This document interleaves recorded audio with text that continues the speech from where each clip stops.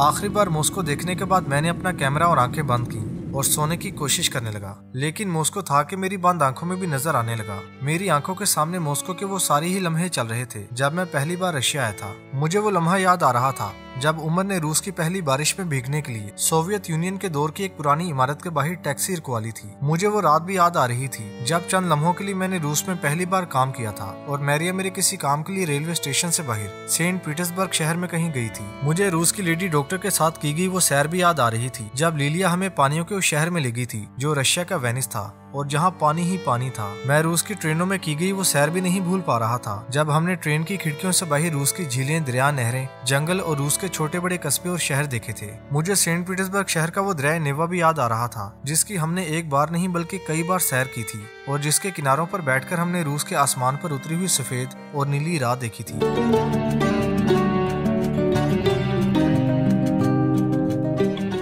चंद लम्हों के लिए मैंने आंखें खोलकर जहाज की खिड़की से बाहर देखा तो मालूम हुआ कि रूस की यादों के साथ साथ रूस के बादलों ने भी मुझे घेर रखा था।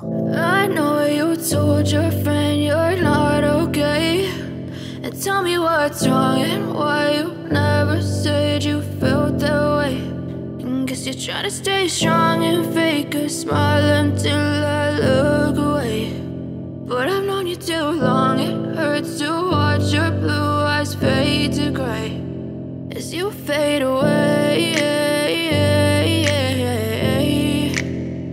as you fade away.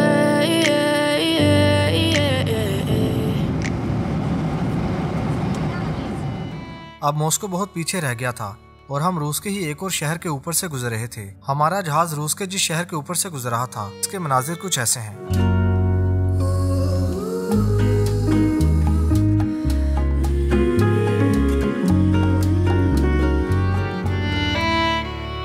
जहाज के बाहर का दर्जा हरारत उतना था जितना जहाज के पहियों में छुपकर सफर करने वालों के लिए किसी क़यामत से कम नहीं होता। जहाज से बाहर का दर्जा हरारत -36 डिग्री सेंटीग्रेड था। रूस के इन्हीं नज़ारों, यादों और सोचों में न जाने कब मेरी आंख लगी और कब हम दुबई पहुंच गए। दुबई के आसमान पर रात उतरी हुई थी।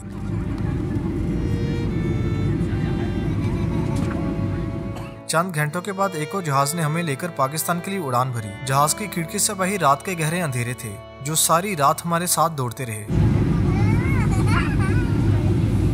तब से लेकर आज तक मैं रशिया फिर कभी वापस नहीं गया, लेकिन इतना जरूर है कि चंद लम्हों के लिए आंखें बंद करता हूँ तो यादों की दुनिया में मैं आज भी कहीं रशिया होता हूँ।